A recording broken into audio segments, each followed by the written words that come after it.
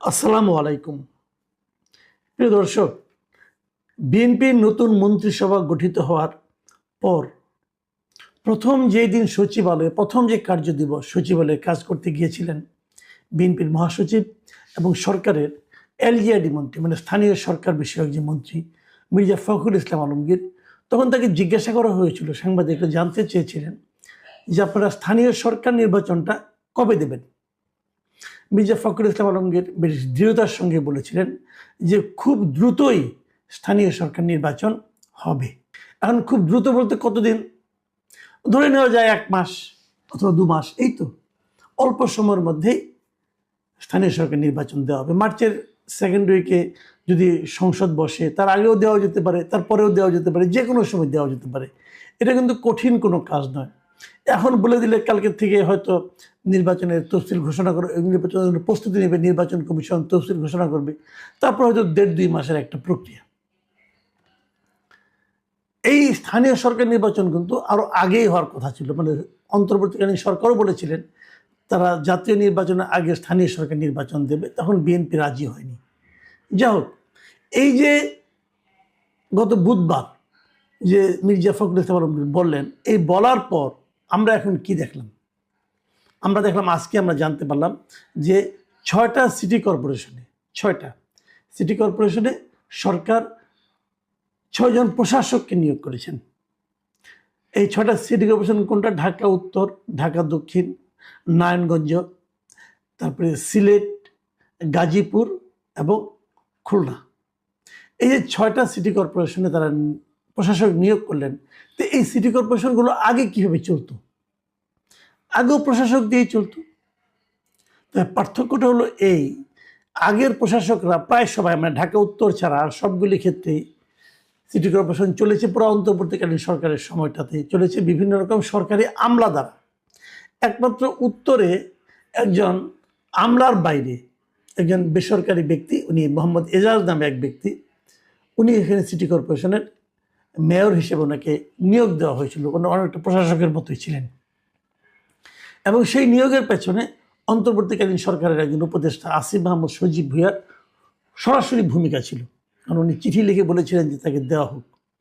তো সে নিয়োগ পাওয়ার পর কী অপকর্ম কুকর্ম করেছে, কি কি স্ক্যান্ডাল হয়েছে, তার অনেকে আপনারা জানেন। এর মধ্যে তার নামে দুদকে মামলা হয়েছে এবং এই ভদ্রলোক যাতে দেশ ত্যাগ করতে না পারেন তার উপর নিষেধাজ্ঞাও জারি করা হয়েছে। তো এই হলো অবস্থা। তারপরে ওনার বিদায়ের পর তারপরে সরকার আরেকজন, মানে আপনার অতিরিক্ত সচিবকে সেখানে উপদেষ্টা হিসেবে নিয়োগ দিয়েছেন। তারপরে সবগুলোতে প্রশাসক হিসেবে নিয়োগ আছে, কাজ করছে। এগুলোকে সবাইকে সরিয়ে এই যে 6 জন প্রশাসক নিয়োগ করেছে বর্তমান সরকার, এটা ভালো কি মন্দ সেটা হয়তো পরে বিচার হতো, কিন্তু প্রশ্ন হচ্ছে প্রকাশক হিসেবে তারা কাদেরকে নিয়োগ করেছে? প্রশাসক চেঞ্জ হতে পারতো, কোনো প্রবলেম নাই, কিন্তু যাদেরকে তারা নিয়োগ দিল চেঞ্জ করে, তাদের নিয়ে আপত্তিটা তাদের ব্যক্তিগত চারিত্রিক কারণে নয়, আপত্তি হলো তাদের গোষ্ঠীগত চরিত্রে। গোষ্ঠীগত মানে বলছি আমি, যে 6 জনকে নিয়োগ দিয়েছে, এই 6 জনকে আপনি একভাবে চিনতে পারবেন। সেটা হলো কি, এরা 6 জনই বিএনপির নেতা, যার যার এলাকায় প্রত্যেকে বিএনপির নেতা, এবং এরা কেন্দ্রীয় নেতা, কেউ আঞ্চলিক নেতা, কেউ কেউ কেউ বিএনপির নমিনেশন পেয়ে নির্বাচনে হেরেছেন, তারপরে তাকে দেওয়া হয়েছে। আবার কেউ কেউ তাকে নমিনেশন দেওয়া হয়নি, তখন তাকে হয়তো পুরস্কার হিসেবে এটা ধরিয়ে দেওয়া হয়েছে।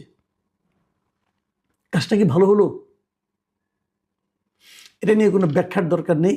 আমার বিবেচনা এটা একটা ভয়ঙ্কর খারাপ কাজ হয়েছে। একটা খুবই খারাপ উদাহরণ বিএনপি এই নিয়োগগুলির মাধ্যমে তৈরি করল। দেখুন, আমি তার আগে বলে নেই কারা কারা এখানে হয়েছে। ঢাকা দক্ষিণ সিটি কর্পোরেশনে এখানে আব্দুল সালাম সাহেবকে দেওয়া হয়েছে। আব্দুল সালাম সাহেব বিএনপির প্রবীণ নেতা।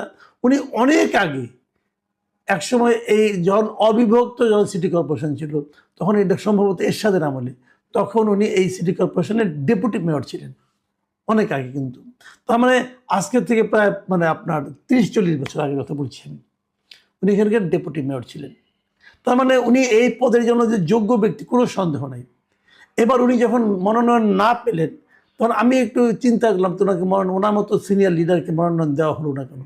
পরে শুনলাম যে না, ওনাকে ঢাকা দক্ষিণের মেয়র বানানো হবে, এই জন্যই তাকে মনোনয়ন দেওয়া হয়নি। তো মেয়র বানানো হবে কিভাবে? মেয়র বানানোর জন্য তাকে ইলেকশন করতে হবে। ইলেকশন করলে কে দাঁড়াবে না দাঁড়াবে এটা তো আমরা জানি না। হয়তো ইলেকশনের জন্য অপেক্ষা করতে পারছিলেন না, দিয়ে দিলেন মেয়র হিসেবে নির্বাচন, তার প্রশাসক হিসেবে নিয়োগ করে দিলেন। মানে উনি ভার্চুয়ালি মেয়রের মতোই কাজ করবেন। আচ্ছা ফাইন। তারপরে আমরা ঢাকা উত্তরের কথা বলি। ঢাকা উত্তরে নতুন প্রশাসক নিয়োগ করা হয়েছে মিস্টার শফিকুল ইসলাম খানকে। এই শফিকুল ইসলাম খানকে উনি হলেন গিয়ে এই যে মিরপুরের একাংশ কাফুল, কাজীপাড়া, শেওড়াপাড়া এই এলাকাটা নিয়ে যে সংসদীয় এলাকা ছিল ঢাকা 15, এই এলাকায় তিনি বিএনপির পদপ্রার্থী ছিলেন। এখানে উনি নির্বাচনে হেরে গেছেন জামায়াতের আমির ডক্টর শফিকুর রহমানের কাছে। সম্ভবত এই পরাজয়ের সান্ত্বনা হিসেবে ওনাকে ঢাকা উত্তরের নতুন প্রশাসক হিসেবে নিয়োগ দেওয়া হয়েছে। এর আগে উনি যুবদলের কেন্দ্রীয় কমিটির সহসভাপতি ছিলেন। তাছাড়া তিনি ঢাকা মহানগর উত্তর যুবদলের সদস্য সচিবও ছিলেন। শফিকুল ইসলাম খান কেমন লোক কি সমাচার সেটা ব্যাপার না, ব্যাপারটা হলো উনি মেয়র কাজের জন্য মানে মেয়র হিসেবে প্রশাসক হিসেবে কাজ করার জন্য ওনার কোনো অভিজ্ঞতা নাই এবং উনি বিএনপির নেতা একজন।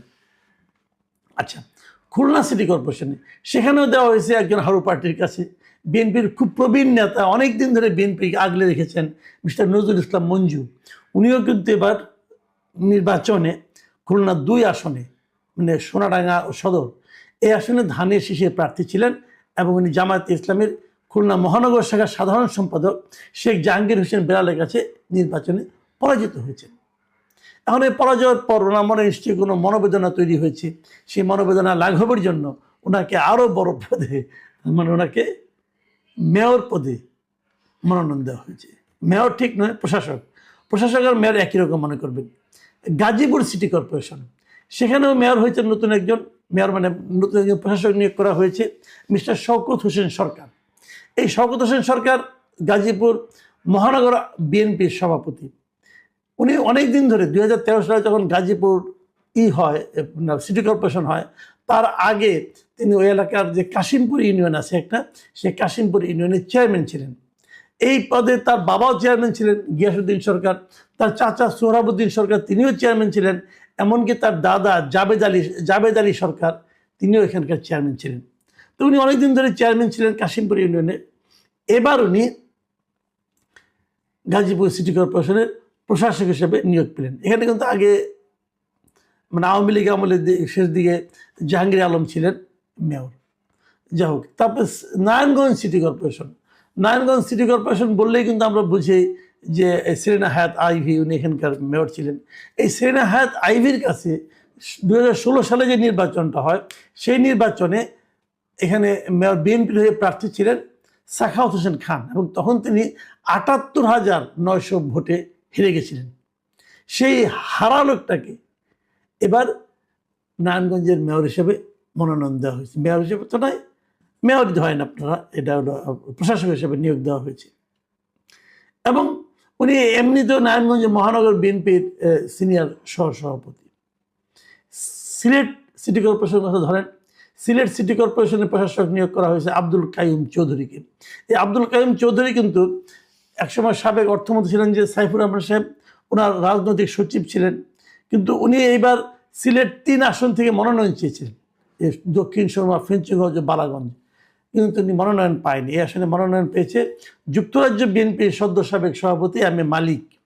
তো ওনাকে নির্বাচন দেওয়া হয় না, পর ওনাকে দায়িত্ব দেওয়া হয়েছিল যে এই সিলেট জেলার যতগুলি সংসদীয় আসন আছে সবগুলি আসনের যারা নাকি প্রার্থী তাদের নির্বাচনী সমন্বয়ক হিসেবে কাজ করার জন্য। উনি কাজটা ভালোভাবে করেছেন এবং হয়তো তারই পুরস্কার হিসেবে ওনাকে সিলেটের এখন প্রশাসক হিসেবে নিয়োগ করা হয়েছে। তো মোটামুটি আমরা দেখলাম যে সব জায়গায় একজন দলীয় লোককে প্রশাসক হিসেবে নিয়োগ করা হলো। কেন? সরকার ইচ্ছা করলে পারে, কিন্তু এই কাজটা কি ভালো হলো? আপনি তো নির্বাচন দিবেন, আপনি অনির্বাচিত ব্যক্তিকে দিলেন কেন? যদি প্রশাসকে নিয়োগ করতে হয় তাহলে তো সরকারি লোককে প্রশাসক নিয়োগ করেন। যেখানে নাকি সবসময় আমরা দেখে এসেছি ট্র্যাডিশন যে একজন অতিরিক্ত সচিবকে প্রশাসক নিয়োগ করা হয়, তিনি মেয়রের মতো কাজ করেন। আপনি তো অনেকদিন ওয়েট করেছি আমরা।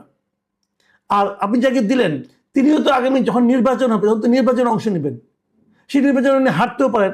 ধরা যাক হাইপোথেটিক্যালি আপনি নির্বাচন দিলেন, সবাই জিততে পারলো না, কেউ না কেউ হেরে গেল। যে হেরে গেল সে তাহলে মেয়র হওয়ার যোগ্য না, মানে অন্তত পক্ষে ওই এলাকার যা নাকি জনগণ আছে, ভোটার আছে, তারা মনে করছে যে এই লোকটা মেয়র হওয়ার যোগ্য না, কাজে তাকে ভোট দিলাম না। যে মেয়র হওয়ার যোগ্য না তাকে আপনি প্রশাসক বানালেন কেন? প্রশাসক আর মেয়র কিন্তু মোটামুটি ভার্চুয়ালি একই কাজ করেন, একই ধরনের ক্ষমতা তারা ভোগ করেন। তো যিনি মেয়র হওয়ার যোগ্য নয় বলে জনগণ রায় দিল, তাকে আপনি আগে প্রশাসকটা বানালেন কেন? তাকে পুরস্কার দেওয়ার জন্য। এই পুরস্কারটা আপনাকে দিতে পারেন। সিটি কর্পোরেশনটা তো বিএনপির প্রপার্টি না, এটা মাথায় রাখতে হবে। এই সিটি কর্পোরেশনগুলি কি বিএনপি প্রপার্টি না? বিএনপিকে জনগণ দায়িত্ব দিয়েছে সরকার পরিচালনার জন্য, এবং সরকার পরিচালনার ক্ষেত্রে এই যে সিদ্ধান্তটা, এটা কি ভালো কোনো সিদ্ধান্ত হলো? এটা কি একদম নিরপেক্ষ কোনো সিদ্ধান্ত হয়েছে? কেন এটা করলেন আপনারা? আমরা কিন্তু বিএনপিকে অন্যরকম ভাবছি এখন। আমরা শুরু থেকেই বলছি যে বিএনপি আমাদের গতানুগতিক রাজনৈতিক দলগুলোর মতো আচরণ করছে না। তারা অন্যরকম একটা সবার জন্য সরকার, সবার হয়ে নিরপেক্ষ আচরণ করার চেষ্টা করতেছে। আমরা সেটা প্রশংসা করছি। অন্তত পক্ষে 7-10টা দিন আমাদেরকে দেন প্রশংসা করার জন্য। আমাদের এই সুযোগটা আপনারা নিয়ে নেবেন। এরকম এত দলীয় সিদ্ধান্ত এর আগে কোনো দলীয় সরকারও নেয় নাই। এর আগে কোনো সরকার এরকমভাবে সিদ্ধান্ত নেয় নাই। আওয়ামী লীগ আমলে দেখি নাই যে এইভাবে 6-7টা সিটি কর্পোরেশনে নিজের দলের লোককে প্রশাসক বানাই দিতে দেখিনি এর আগে। এবার দেখলাম। তাহলে বিএনপি কি আওয়ামী লীগের সঙ্গে কম্পিটিশনের নামছে? যে দলীয়করণ কাহাকে বলে, কত প্রকার কি কি আসর দেখাই দেয়? নাকি এটা কি মানে এটা তো আপনার প্রপার্টি না রে ভাই, এটা তো মাথায় রাখতে হবে। তো আপনি এটা কি কি করতেছেন আপনারা? ফখরুল ইসলাম আলমগীর সাহেব, ওনাকে আমি খুবই সেন্সিবল লোক মনে করতাম। মাঝখানে ওনার এলাকায় আওয়ামী লীগের লোকজনদের কি কি বলছেন যে এখানকার সবার মামলা তুলে নেওয়া হবে, এগুলো